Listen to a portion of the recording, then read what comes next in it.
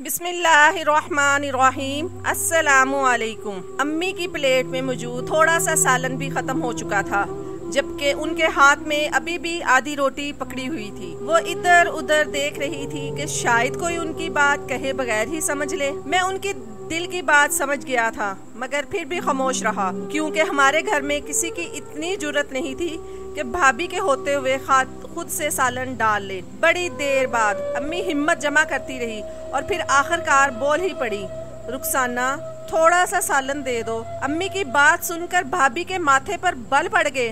वो कहने लगी, बस बस, आपकी तबीयत पहले ही खराब रहती है, ब्लड प्रेशर हर वक्त आसमान से बातें करता है और आपको दोहरी बार सालन चाहिए। जो खा लिया बस वो ही बहुत है। मैंने भाई की जानिब इस आस पर देखा कि शायद वो ही कुछ मुंह से बोल लें, मगर भाई तो इस तरह खाने पर झुके हुए थे जैसे उन्होंने कोई बात सुनी ही नहीं। अम्मी हाथ झाड़ कर उठने लगी तो मैं बोला, भाभी जब अम्मी सारा दिन घर के काम करती है तब आपको तो उनकी तबीयत खराबी का एहसास नहीं होता। अम्मी भूखी रह जाए तो फिर रात भर उनको नींद नहीं आएगी, आप इनको सालन दे दें। भाभी कहने लगी, तुम ज्यादा माँ के सगे मत बनो। इस घर में जो कुछ हो रहा है वो मेरी आंखों से पोशीदा नहीं है। तुम दोनों माँ बेटा मुफ्त की रोटियां खाते रहते हो। भाई तो जैसे गैर होना के, उसका तो एहसास ही नहीं करना। तुम अभी तक मुलाजमत ढूंढने में नाकाम रहे हो। पहले कुछ कमा कर घर लाओ, फिर बड़ी बड़ी बातें करना। न काम के न काज के, दुश्मन अनाज के। मुझे भाभी की ये बातें बहुत बुरी लगी थी, मगर मैं खामोश ही रहा। अम्मी की भूख भी मुझसे बर्दाश्त नहीं थी, इसलिए मैंने अपनी कटोरी उठाकर अम्मी के सामने रख दी। मैं बोला, अम्मी आप ये खा लें। मेरी बात सुनकर तो भाभी के पाँव से लगी और सर पर बुझी। उसने वो कटोरी उठाकर फर्श पर फेंक दी। कहने लगी, तुम्हें मेरी बात समझ में नहीं आई? जब मैंने कहा है और नहीं खाना तो फिर तुमने मेरी हुक्म अदुवली क्यों की? मेरी आंखों में पानी आ गया। मैं बोला, भाभी आप में तो इंसानियत नाम की चीज ही नहीं है। ये बात सुनकर भाभी ने बुलंद आवाज में रोना शुरू कर दिया। वो कहने लगी, ये देखो अजमल, अपने भाई की बातें सुनो, ये मेरे साथ बदतमीजी कर रहा है। भाई ने मुझे घूर कर देखा और कहने लगा, अपनी भाभी से माफी मांगो। मैं बोला, जब तक भाभी अम्मी के साथ ना इंसाफी कर रही थी तब तक तो आप बिल्कुल गूंगे बहरे बनकर बैठे थे, और अब अचानक से आपको एहसास हो गया कि कुछ गलत हो रहा है। आप कितने बेहिस हो गए हैं ना। आपको अपनी वालदा का भी कुछ ख्याल नहीं है। आप तो जोरू के गुलाम हैं। भाई उठकर खड़े हो गए और कहने लगे, मैंने बहुत सह ली तुम्हारी बदतमीजी। अब तुम्हारी बेहतरी इसी में है कि यहाँ से निकल जाओ, नहीं तो मुझसे बुरा कोई नहीं होगा। मुझे भी बहुत गुस्सा आ गया था।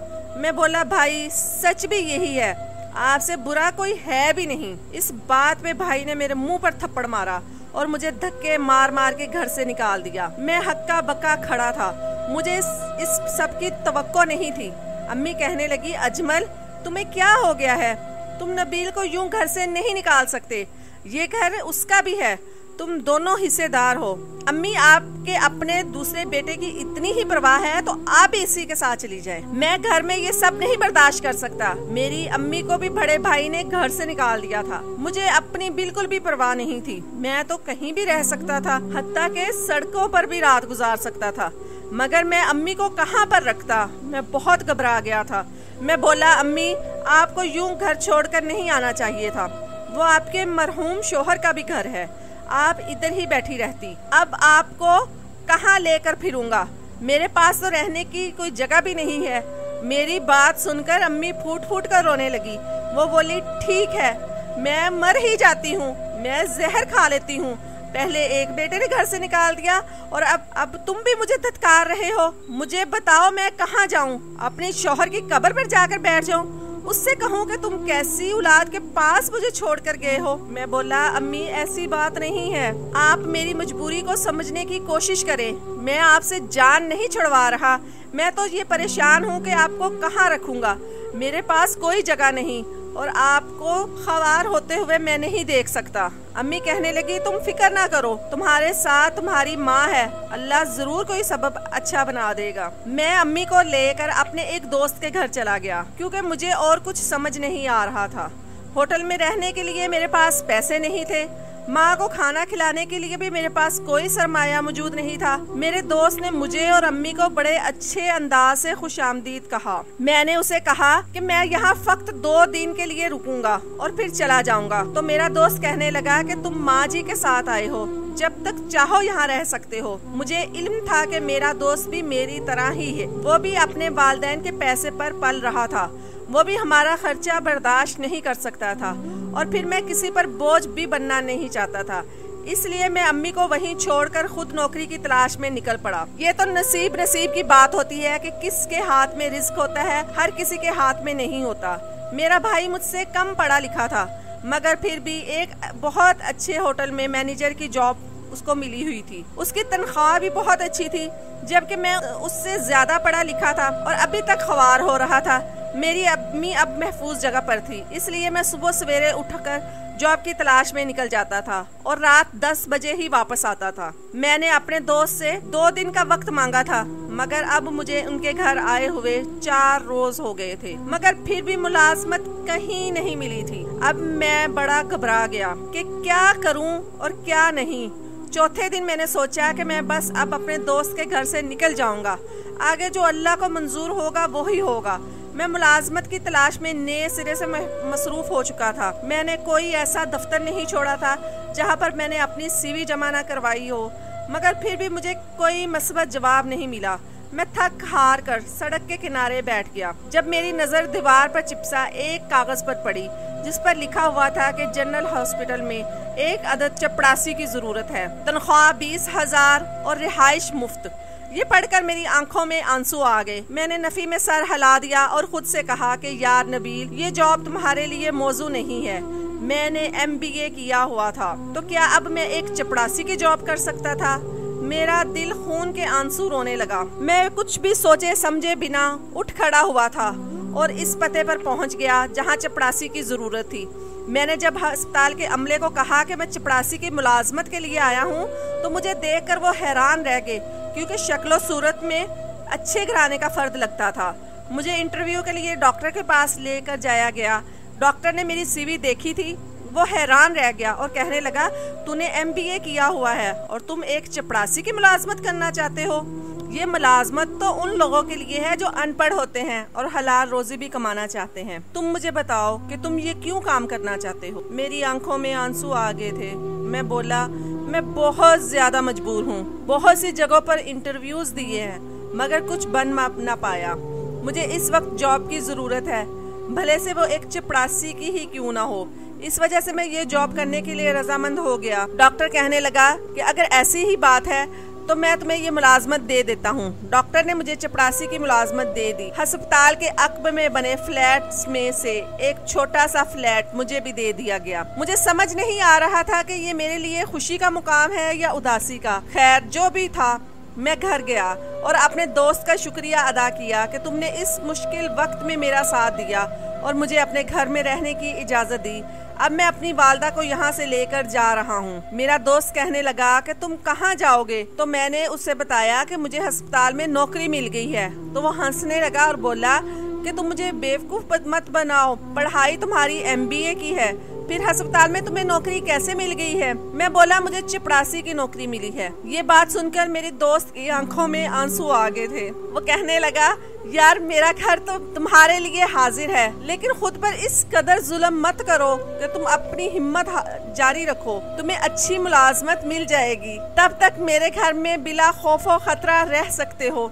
मैं बोला, तुम्हारा बहुत शुक्रिया कि तुमने मुझे इतने दिन यहाँ रखा और हर तरह से मेरा ख्याल भी किया। मैं तुम्हारा एहसान जिंदगी भर नहीं भूलूंगा। अब मुझे रोजी रोटी मिल रही है तो मैं इसको लात नहीं मारना चाहता।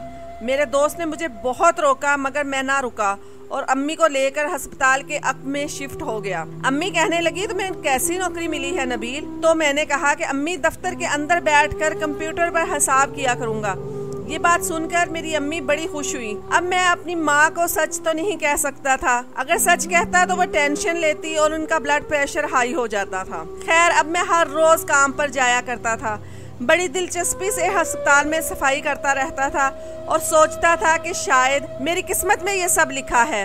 हर इंसान अपनी किस्मत का ही खाता है, तो शायद मेरी किस्मत में तंगदस्ती और कम तनख्वाह ही लिखी है। मैं बिला वजह बड़े बड़े दफ्तरों के ख्वाब देखता था। मैंने खुद को डांटा था। अक्सर मैं खुद से लड़ता रहता था क्योंकि मैंने अपनी जिंदगी से बहुत उम्मीदें लगाई थी। खैर, जो होना था वो तो हो गया। मैं पूरा महीना बहुत अच्छे से काम करता रहा। मुझे डॉक्टर ने अपने ऑफिस में बुलाकर बहुत तारीफ की और कहा, तुम्हारी तरफ से हमें कोई शिकायत मौसूल नहीं हुई। फिर डॉक्टर ने मुझे कहा कि मैंने अपने एक दोस्त को तुम्हारी CV दी हुई है, वो देखेगा कि तुम्हारे लिए कुछ भी हो सकता है तो जरूर करेगा। मुझे उम्मीद है कि वो तुम्हें कहीं ना कहीं अच्छी जॉब पर लगवा देगा। ये बात सुनकर तो मेरी खुशी की इंतहा न रही। मैं बोला, डॉक्टर साहिब, अगर ऐसा हो गया तो मैं आपका जिंदगी भर एहसानमंद रहूंगा। मैं आपको सारी उम्र दुआएं देता रहूंगा। डॉक्टर मुस्कुरा दिया। उसने मेरे हाथ पर 20,000 रुपए रख दिए। वो कहने लगा, ये लो तुम्हारी तनख्वाह। मैंने जल्दी से तनख्वाह पकड़ी और डॉक्टर के ऑफिस से बाहर निकल आया। मैंने अपनी तनख्वाह को गिनना शुरू कर दिया। मेरी आंखों में आंसू आ गए क्योंकि अब्बू की वफात के बाद तो मैंने कभी 20,000 एक साथ देखे ही नहीं थे। मैं तो 500 रुपए के नोट को देखने के लिए तरस कर रह गया था। मैं बार बार गिन रहा था और सोच रहा था कि सबसे पहले मैं घर में राशन डलवाऊंगा क्योंकि खाने पीने की सामान की बड़ी किल्लत हो चुकी थी। मैं अपनी अम्मी को बेहतरीन खाना खिलाने से कासिर रहा था। कम से कम भाई के घर इतना तो था कि अम्मी को 2 वक्त की रोटी मिल जाती थी। खैर, मैं वो पैसे जेब में डालने ही लगा था कि अचानक मेरे सामने एक औरत आकर खड़ी हो गई। उसने दोनों हाथ मेरे सामने जोड़ दिए। वो कहने लगी, खुदा के लिए मेरी मदद कर दो। वो बिना आवाज के रो रही थी।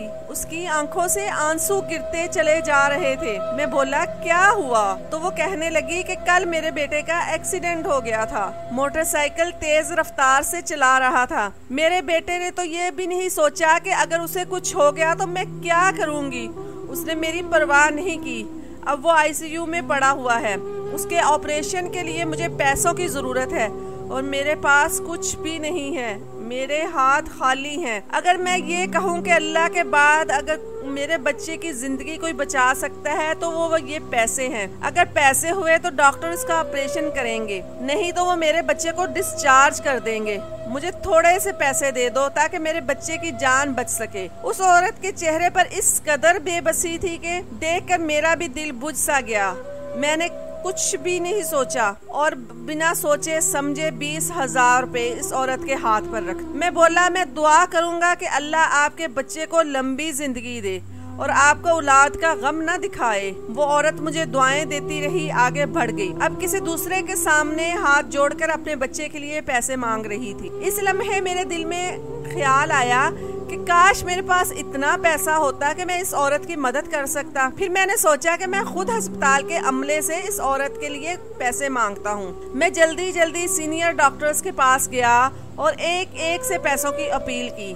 किसी ने मुझे 10,000 रुपए दिए तो किसी ने 20,000 रुपए मेरे हाथ पर रख दिए। मैं बेइंतहा खुश हो गया था कि चलो, इन पैसों को जब मैंने उस औरत के हाथों पर रखा तो वो खुश हो गई।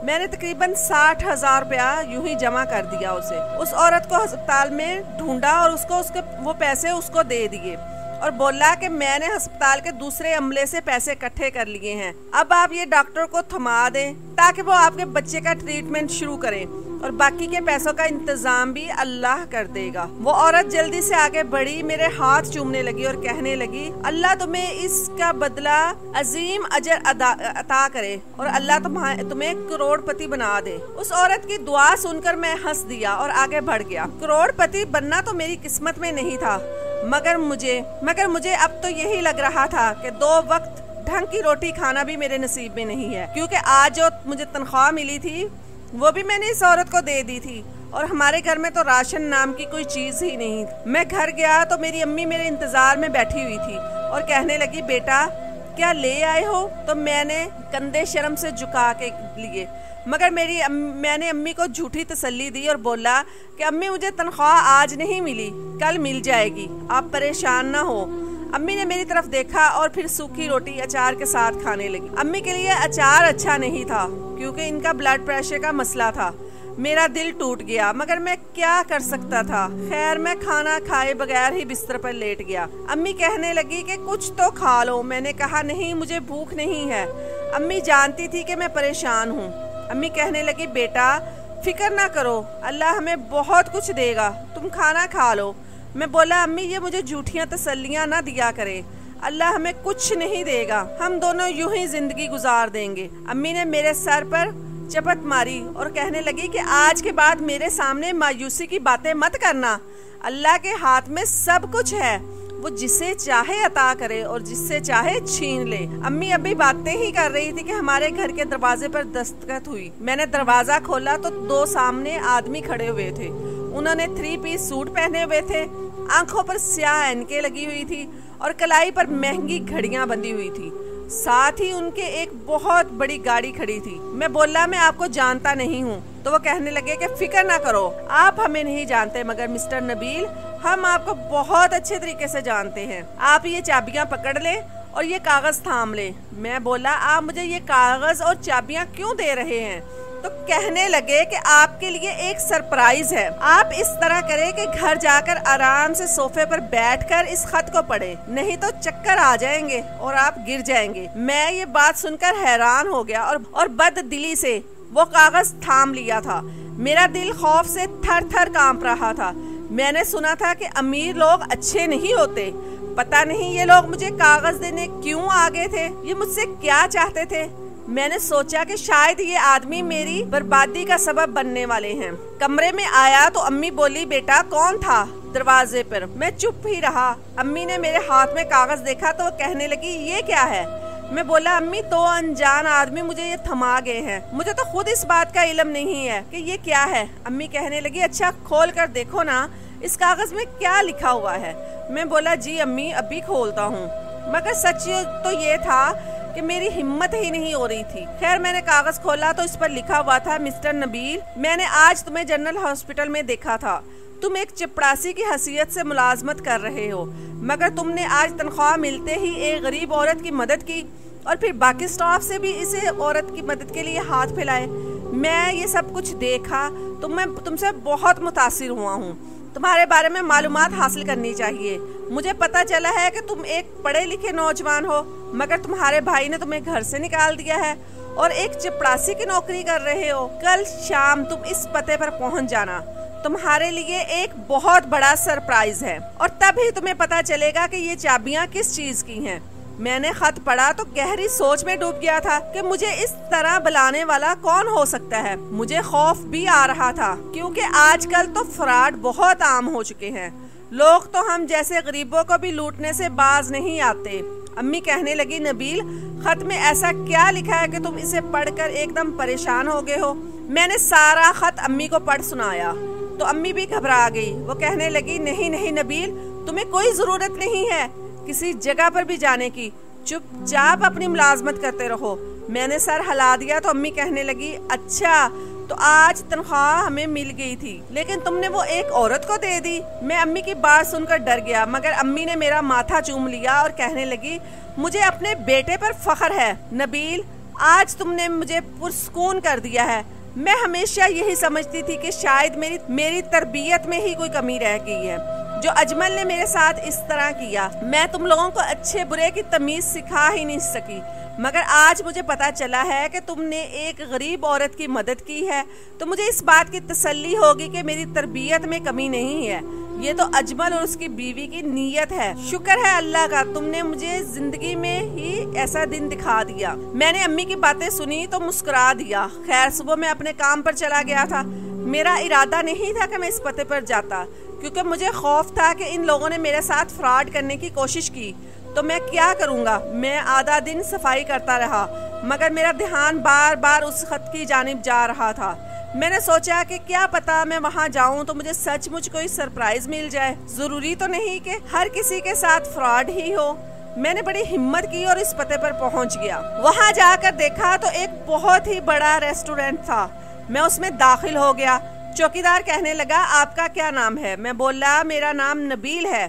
तो वो कहने लगे, अच्छा वो जनरल हॉस्पिटल वाले। तो मैंने जल्दी से सर हिला दिया। वो कहने लगा, बॉस आपका इंतजार कर रहे हैं, आइए मैं आपको उनके पास ले चलता हूँ। ये बात सुनकर मैं हैरान रह गया था। मगर उसके साथ चलने लगा। आगे जाकर उसने मुझे एक सेक्रेटरी के हवाले कर दिया और बोला कि इसे बॉस के पास ले जाएं। वो सेक्रेटरी मुझे बॉस के कमरे तक ले गई। वो कमरा एसी के साथ यख हो चुका था। इतना ठंडा कमरा कि मेरी रीढ़ की हड्डी में सनसनी होने लगी। वो आदमी कहने लगा कि तुम मुझे जानते नहीं हो, इसलिए मैं अपना तारुफ करवा देता हूँ। मेरा नाम सेठ उमैर है। मैं इस रेस्टोरेंट का मालिक हूँ। ये रेस्टोरेंट तुम्हारे नाम मैं करना चाहता हूँ। मैं हैरान रह गया और बोला, आप ये मेरे साथ कैसा मजाक कर रहे हैं? तो वो कहने लगा, मैं तुम्हारे साथ हरगिज मजाक नहीं कर रहा। मुझे तुम अच्छे लगे हो, तुम्हारी नेकी मुझे भली लगी है, इसलिए मैं तुम्हें ये सब दे रहा हूँ। मैं हक्का बक्का रह गया और वो बोला, इसकी क्या वजह है? तो वो कहने लगा कि मेरे साथ आज से चंद बरस पहले वही हुआ था जो तुम्हारे साथ और तुम्हारी वालदा के साथ हुआ है। मैं कैंसर का मरीज था, अपने 4 बेटों के साथ रहता था, मगर चारों ने मेरी जिम्मेदारी को कबूल करने से इनकार कर दिया। वो चारों अब बीवियों के इशारों पर नाच रहे थे। मेरे पास अपने इलाज के लिए ना पैसा था और ना ही सरमाया। मुझे लगा था कि अब मौत मेरे सर पर आन खड़ी है। मैं ओल्ड होम में चला गया। तब मुझे पता चला कि एक दिन मुझे एक विजिटर मिलने आया था। मैं उसके पास गया तो उसने उस रेस्टोरेंट की चाबी मेरे हवाले कर दी कि मैं हैरान रह गया और बोला कि आप ऐसा क्यों कर रहे हो? तो वो कहने लगे, ये प्रॉपर्टी आपके वालिद साहब के नाम पर निकली है, इसलिए ये आपके हवाले कर रहा हूँ। मैं ये बात सुनकर हैरान रह गया, क्योंकि मेरे बाप के नाम पर तो ऐसी कोई भी प्रॉपर्टी नहीं थी। खैर मैंने पता लगाया तो ये बात सामने आई कि ये रेस्टोरेंट मेरे वालिद साहब से उनकी शादी से पहले धोखे से कब्ज कर लिया गया था और अब जो उसके नया मालिक बना था उसे पता चल गया कि ये धोखाधड़ी से उनके पास आया है, तो उसने ये रेस्टोरेंट मुझे वापस करने का सोचा। मैं ये सब देखकर हैरान रह गया कि ये अल्लाह की तरफ से मेरे लिए मदद थी। मैंने इस रेस्टोरेंट को चलाना शुरू कर दिया और खूब मेहनत की। देखो ये तरक्की की मंजिलें तय करता हुआ कहाँ तक पहुँच गया है। मैंने अपना इलाज करवाया और सेहतयाब हो गया। मगर वो कहते हैं ना कि हर इंसान का अंजाम मौत है। मुझे भी अब लगने लगा है कि जिंदगी के दिन पूरे हो चुके हैं और अब मौत मेरी मुंतजर है। इसलिए मैं चाहता हूँ कि ये रेस्टोरेंट किसी ऐसे इंसान के हाथ में चला जाए जो दूसरों का फायदा करता रहे। मैंने तुम्हें देखा था, अस्पताल में तुमने एक औरत का भला किया था, जबकि तुम्हारे पास उस वक्त आमदनी फक्त 20,000 थी। मैं ये सोचने लगा था कि अगर तुम इतने से पैसे में भी किसी की मदद कर सकते हो, तो जब तुम्हारे पास ज्यादा पैसे आ जाएंगे तो तुम कितने लोगों की मदद करोगे। और फिर मैंने अपनी प्रॉपर्टी अपने बेटों के नाम पर नहीं करना चाहता था, जिन्होंने मुझे धिक्कार दिया था। इसलिए मैं तुम्हारे नाम ये करके जा रहा हूँ और उम्मीद करता हूँ कि तुम लोगों के साथ भला करते रहोगे। इसका सवाब तुम्हें भी मिलेगा और मुझे भी। ये बातें सुनकर मुझ पर लर्जा तारी हो गया। मैंने तो ख्वाब में भी नहीं सोचा था कि मेरी छोटी सी नेकी मेरे लिए रिज़्क़ के इतने दरवाजे कर देगी। मैंने सोचा कि शायद इसीलिए हमें सदका और खैरात करने का हुक्म दिया गया है। हम जितना अल्लाह की राह में देंगे, अल्लाह उससे ज्यादा हमें नवाजेगा। मैंने फक्त 20,000 रुपए दिए और अल्लाह ने 20 करोड़ की प्रॉपर्टी मेरे नाम कर दी। ये मंजर ऐसा था कि मेरी आंखों से आंसू गिरते चले जा रहे थे और मैं सजदे में गिर गया और अल्लाह का शुक्र अदा करने लगा था। मुझे आज पता चला है कि ये सच है कि अल्लाह की राह में आप जितना दोगे, अल्लाह उसको डबल और ट्रिपल करके आपको लुटाएगा। कुछ ही दिनों में मुझे रेस्टोरेंट के मामला समझ में आने लगे थे। मेरी ट्रेनिंग भी करवाई गई थी और फिर मैं MBA के तालीम ने मेरी बहुत मदद की। मैं बहुत जल्द बॉस की सीट संभालने के काबिल हो चुका था। जब बॉस की सीट संभाली तो ये देखकर हैरान रह गया कि मैनेजर्स की लाइन में मेरा भाई भी खड़ा है। मेरा भाई जिस रेस्टोरेंट में मैनेजर था, मैं अब वहाँ का बॉस बन चुका था। मेरा भाई तो ये देखकर हैरान रह गया, तो मेरे भाई भी मेरे पीछे ही आ गया और कहने लगा, नबील ये सब कैसे मुमकिन हुआ? तो मैं बोला, आपका बॉस हूँ, मुझे नबील कहने की जरूरत नहीं है। तो मेरे भाई का मुंह बन गया और कहने लगा, तुम मेरे छोटे भाई हो और मेरे साथ ये सब क्यों कर रहे हो? तुम्हें चाहिए कि तुम मुझे फेवर करो और पुरानी बातों को दिल से भुला दो। मैं बोला कि आपके मुंह से आज के बाद ऐसी कोई बात ना सुनूं। अगर मैंने सुनी तो मैं आपको इस जॉब से निकाल दूंगा। मेरी बात सुनकर भाई घबरा गया और वह मेरे ऑफिस से निकल गया। मैंने सोचा कि अल्लाह के काम है, ये सारे के जो कोई आप पर हुक्मरानी करना चाहता हो वो एकदम से आपके पैरों में भी गिरने को तैयार हो जाता है। मैंने अपनी जिंदगी में यही सबक सीखा है, कभी भी अपनी मुट्ठी को रोक कर नहीं रखना चाहिए। जिस कदर मुमकिन हो सके अल्लाह के बंदों की मदद करनी चाहिए। हम जमीन में लोगों पर मेहरबानी करेंगे, वो आसमान पर बैठने वाला हम पर रहम करेगा। मैंने जब से रेस्टोरेंट का चार्ज संभाला है, मैंने बहुत से गरीब घरानों में राशन शुरू कर दिया है और बहुत से फलाही काम भी कर रहा हूँ। जरूरी नहीं कि इंसान के पास बहुत हो तो वो दूसरों की मदद करे, हम बहुत थोड़े से भी दूसरों की मदद कर सकते हैं।